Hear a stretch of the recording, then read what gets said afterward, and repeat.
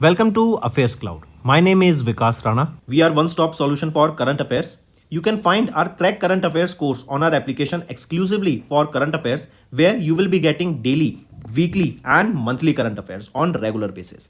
You can use code VIKAS10 to get additional 10% discount while purchasing the course. This video is available both in English and Hindi. The timestamp for both English and Hindi are mentioned in the description of each video. You can contact us on the number provided or mail provided. Also follow us on Telegram and Instagram, and the link for the same is provided in the description of each video.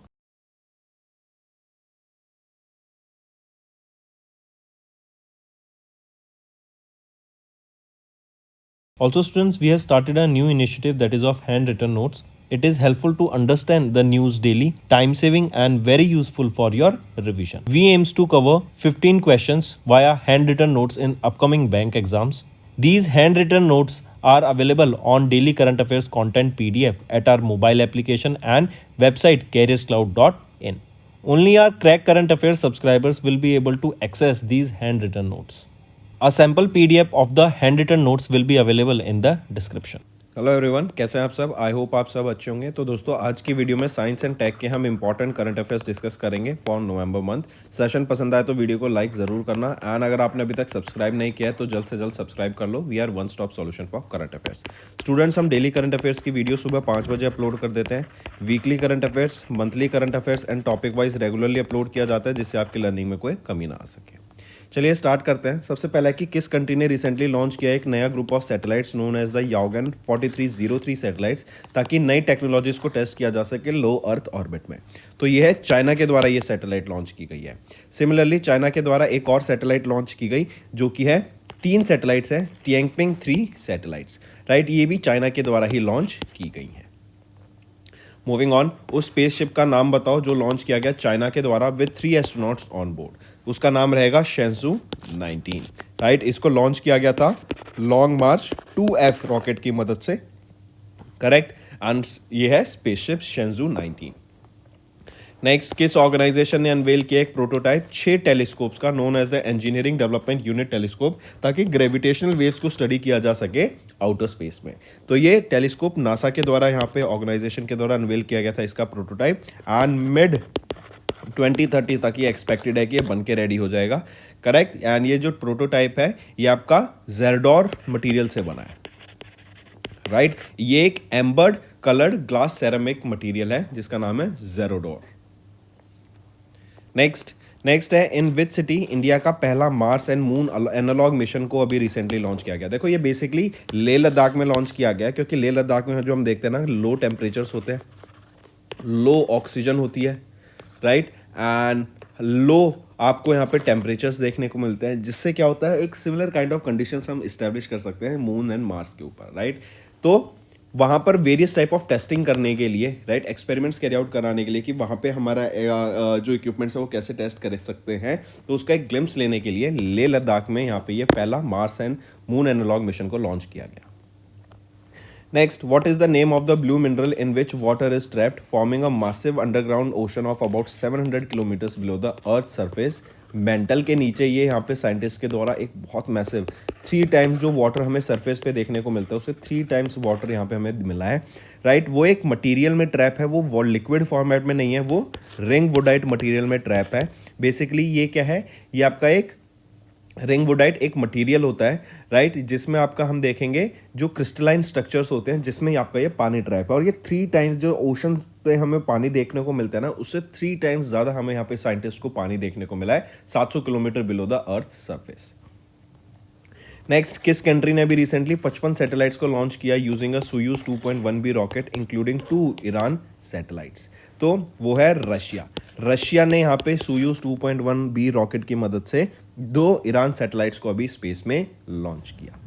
Next आ जाते हैं, name the world's first wooden satellite जो launch की गई Japan के द्वारा from Kennedy Space Center in Florida USA। तो LignoSat उस सैटेलाइट का नाम रहेगा। ये वर्ल्ड की पहली वुडन सैटेलाइट है, जापान के द्वारा इसको लॉन्च किया गया था, right, 400 kilometre above the earth surface.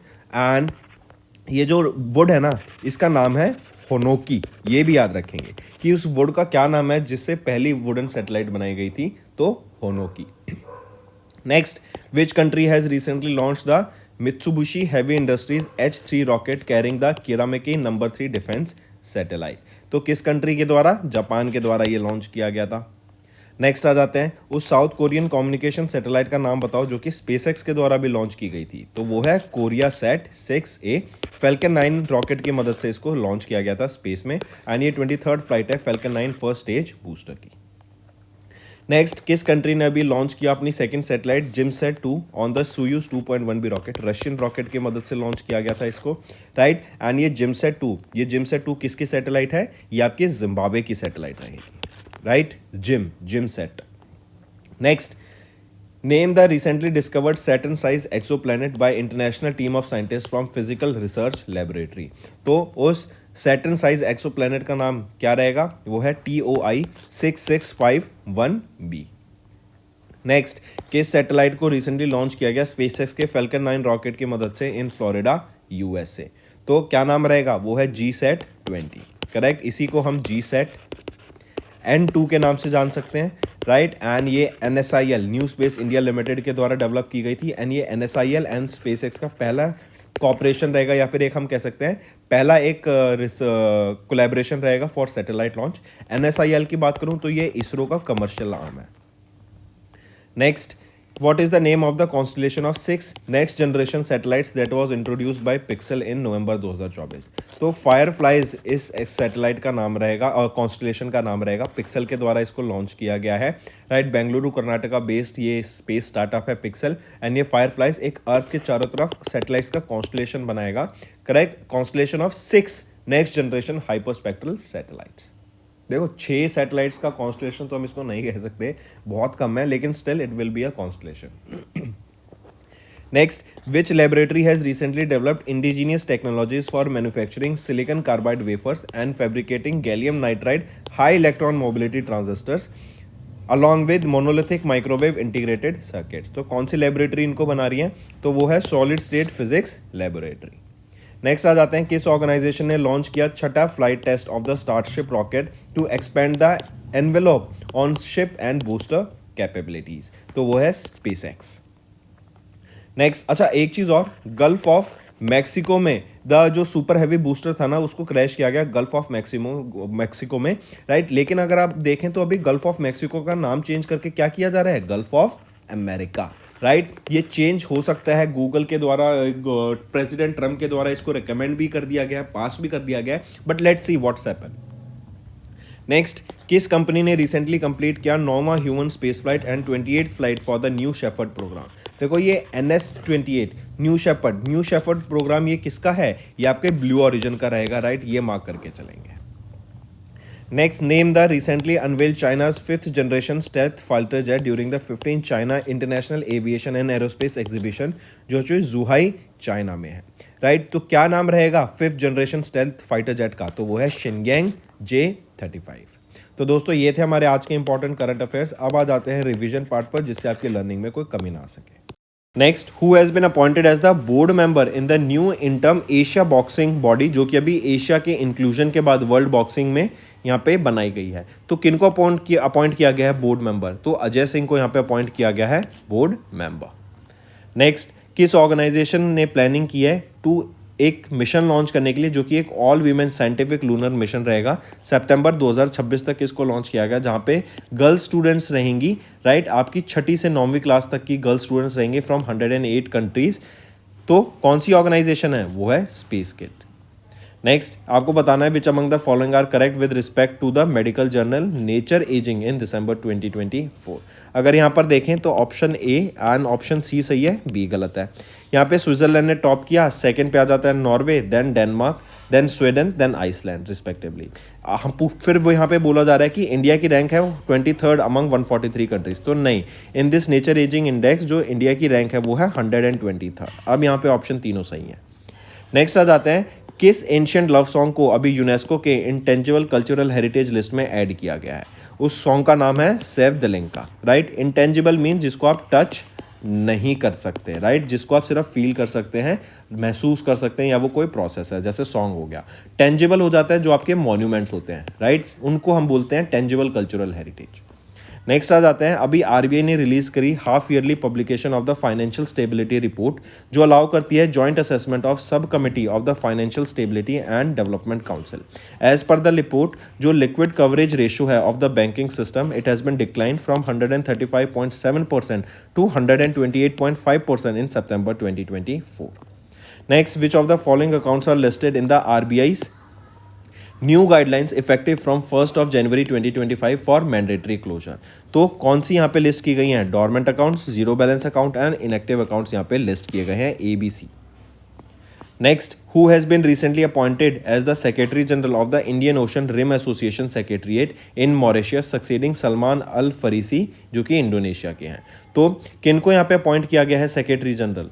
कौन रहेंगे वो हैं आपके संजीव रंजन, राइट। ये इस पोजीशन पे 3 साल के लिए अपॉइंट किए गए हैं। 1 जनवरी 2025 से इनका टर्म यहाँ पे स्टार्ट होगा। इंडियन ओशन रिम एसोसिएशन की बात करें, ये एक इंटर गवर्नमेंटल ऑर्गेनाइजेशन है, 1997 में इसको इस्टेब्लिश करा गया था। नेक्स्ट, किस इंडियन क्रिकेटर ने रिसेंटली रिलीज करी अपनी ऑटोबायोग्राफी, जो कि है stumped life behind and beyond the 22 yards. तो सैयद मुज्तबा हुसैन किरमानी के द्वारा ये रिलीज की गई एंड पेंगुइन प्ले के द्वारा इसको पब्लिश करा जाएगा। नेक्स्ट, किस मिनिस्ट्री ने डिक्लेयर किया 2025 को as the year of reforms? तो ये रहेगा मिनिस्ट्री ऑफ डिफेंस के द्वारा। यहीं पे एक और चीज़ याद रखेंगे, 2025 को as a year of artificial intelligence भी डिक्लेयर करा गया है। किसके द्वारा डिक्लेयर किया गया है, या मुझे होमवर्क में बताओ, 2 से 3 दिन पहले ही हमने ये डिस्कस किया है। नेक्स्ट, किस ऑर्गेनाइजेशन ने अभी रिसेंटली साइन किया एक agreement Silizium circuits private limited के साथ under this FabCI IIT Hyderabad initiative to develop low earth orbit satellite components and GNSS RF front end ASIC। तो यह है centre for development of telematics. Next, किस Indian cricketer को recently अभी appoint किया गया as the brand ambassador of Olive? Olive क्या है? ये बेसिकली एक फिनटेक है, राइट, जो कि आपके लोन्स प्रोवाइड कराता है, राइट। तो किनके यहाँ पे कौन अपॉइंट किए गए हैं ब्रांड एम्बेसडर? यहाँ पे वो हैं सौरव गांगुली, यहाँ पे अपॉइंट किए गए हैं। नेक्स्ट पूछा जा रहा है, which among the following are correct with respect to the department of economic affair की जो रिगार्डिंग डिसीजन आया regarding the small saving scheme for the 4th quarter ऑफ FY25। यहाँ पर हम देखें तो PPF का रेट 7.1% है, अनचेंज रखा गया, बिल्कुल सही। सुकन्या समृद्धि योजना का जो इंटरेस्ट रेट है वो आपका 7.4% रहेगा, नहीं, ये है 8.2% का। तो ऑप्शन बी गलत था यहाँ पे, अब ये भी सही है। सी है सीनियर सिटीजन सेविंग रेट जो है वो है 8.2 का, ये भी सही है। तो ऑप्शन ए एंड सी सही थे, बी गलत था, वो हमने सही कर दिया। नेक्स्ट आ जाते हैं, टोटल बजट बताओ allocated by the government of India for one nation one subscription scheme. ये one nation one subscription scheme 2025 से 2027 तक आई है। इस स्कीम के अंडर जो आपके जर्नल्स हैं, जो रिसर्च पेपर्स हैं, वो यहाँ पे अवेलेबल कराए जाएंगे इंस्टीट्यूशंस को, ताकि रिसर्च एंड डेवलपमेंट में और बढ़ावा हमें देखने को मिले। यहाँ पे कितना अमाउंट अलोकेट किया गया है? 6000 करोड़ रुपए यहाँ पे अलोकेट किए गए हैं। नेक्स्ट आ जाते हैं, who is the head of the expert panel recently found by the government of India to review and revise the wholesale price index base year 2011-12 से 2022-23 यहाँ पे कर दिया गया है एंड एक नया प्रोड्यूसर प्राइस इंडेक्स भी यहाँ पे लॉन्च किया गया। तो पूछा जा रहा है कि कौन है वो एक्सपर्ट पैनल के हेड? तो ये 19 मेंबर की कमेटी रहेगी। यहाँ पे जो इनको लीड करेंगे इस पैनल को वो है रामेश चंद जी एंड इनके अलावा 18 और मेंबर यहाँ पे हमें देखने को मिलेंगे। ठीक है, take a note of this. Next आ जाते हैं, Which countries have recently became full members of the European Union led Schengen Free Travel Zone? तो यूरोपियन यूनियन में एंड उनको शेनेगन फ्री ट्रेवल जोन का पार्ट बनाया गया, वो है रोमेनिया एंड बुल्गारिया। नेक्स्ट, अभी NPCI ने अनाउंस किया extension of the deadline for implementing 30% market share cap for UPI providers for all. देखो यहाँ पे NPCI क्या कह रहा है कि अगर 100% मार्केट कैप है ना UPI ट्रांजैक्शन का, UPI यूजर्स का, तो उसमें से कोई भी ऑर्गेनाइजेशन 30% यहाँ पे ले सकती है मैक्स टू मैक्स, राइट। ये इंप्लीमेंट करने की बात की गई थी, लेकिन अब इस डिसीजन को एक्सटेंड कर दिया गया है 2 साल के लिए। अब यहाँ पर हम देखें तो इसको पूछा गया कब तक एक्सटेंड कर दिया गया है, तो 2 साल तक ये हो गया आपका 31 जनवरी 2026 तक इसको एक्सटेंड कर दिया गया है। अब देखो इससे होगा क्या, राइट। अभी जैसे फॉर एग्जांपल देखें, फ़ोन पे एक लीडर है, राइट, गूगल पे एक आपका लीडर है। फ़ोन पे होल्ड करता है 47.8% of the market share and यहाँ पे NPCI कह रही है कि 30% तक ही हमें लिमिट करना है, राइट। गूगल पे की बात करें 37.02% ये यहाँ पे मार्केट शेयर है इनके पास। तो कहीं ना कहीं इन पे बहुत ज़्यादा डेंट होता हुआ हमें दिखेगा, इसीलिए ही यहाँ पे ये मार्केट शेयर को इंक्रीज जो टाइम पीरियड है उसको एक्सटेंशन मिला है। नेक्स्ट आ जाते हैं, किस ऑर्गेनाइजेशन ने अभी अपॉइंट किया भुवनेश कुमार को as the chief executive officer with effect from 2 January 2025। तो किन को अपॉइंट किया गया है यहाँ पर, क्या नाम रहेगा इनका, ये है भुवनेश कुमार। और किस ऑर्गेनाइजेशन ने इनको यहाँ पे अपॉइंट किया है, UIDAI, unique identification authority of India. ये किनको रिप्लेस करेंगे, भुवनेश कुमार, ये रिप्लेस करेंगे अमित अग्रवाल को, ठीक है।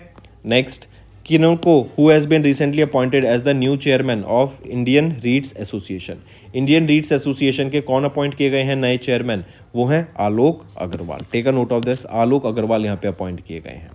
नेक्स्ट आ जाते हैं, which 2 countries space startups have successfully collaborated to study using laser equipped satellites to address orbital debris removal. तो वो है जापान एंड इंडिया, राइट। जो स्पेस में हमारे अर्थ के चारों तरफ, राइट, जो स्पेस डिब्रीज है उसको रिमूव करने के लिए एक लेजर इक्विप्ड सैटेलाइट को बनाया जाएगा, राइट, जिस पे कौन काम कर रहा है, इंडिया एंड जापान।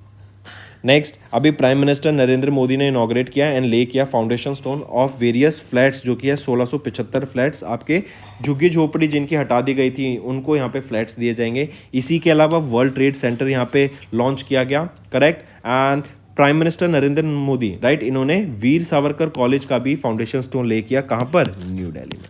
अभी पीएम मोदी विजिट पे थे न्यू दिल्ली में, जहाँ पर ये किया गया। यहीं पे मेट्रो के फेजेस को भी दिल्ली में लॉन्च किया है। नेक्स्ट आ जाते हैं, उस ई ऑक्शन पोर्टल का नाम बताओ जो कि मिनिस्ट्री ऑफ फाइनेंस के द्वारा भी लॉन्च किया गया, ताकि जो प्रॉपर्टीज़ हैं उनका ई ऑक्शन किया जा सके जो कि बैंक के पास गिरवी रखी हुई हैं। तो उस पोर्टल का नाम है बैंकनेट एंड इस ऑक्शन पोर्टल है, तो मतलब यहाँ पे बोली लगेगी उन प्रॉपर्टीज़ पे। नेक्स्ट, अभी डॉक्टर राजा गोपाल चिदम्बरम, ये एक प्रोफाउंड डैश है जिनका निधन हो गया at the age of 88 Mumbai Maharashtra में। तो ये एक न्यूक्लियर साइंटिस्ट हैं एंड इन्होंने इंडिया के जो पोखरान टेस्ट हुए थे, राइट, न्यूक्लियर टेस्ट हुए थे, उसमें अपना बहुत बड़ा योगदान दिया। नेक्स्ट आ जाते हैं, वर्ल्ड के oldest Olympic champion gymnast Agnes Keleti, इनका निधन हो गया एट द एज ऑफ 103। पूछा जा रहा है which country does she belong to, ये हंगरी से बिलोंग करती है। नेक्स्ट आ जाते हैं, किस कंट्री ने अभी रिसेंटली कोलैबोरेट किया इंडिया के साथ to develop Yuga Yugeen Bharat national museum.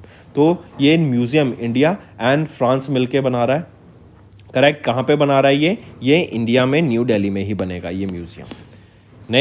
Next आ जाते हैं, which of the following are correct with respect to the transformative initiative of ONDC led by DPIIT, जिससे जो इंडिया का डिजिटल कॉमर्स है उसको रेवोल्यूशनाइज करा जा रहा है यहाँ पे। तो आप बताओ इसमें से कौन से ऑप्शंस ठीक रहेंगे। अगर हम यहाँ पे देखें तो ऑप्शन सी सिर्फ ठीक है, ए और बी गलत है।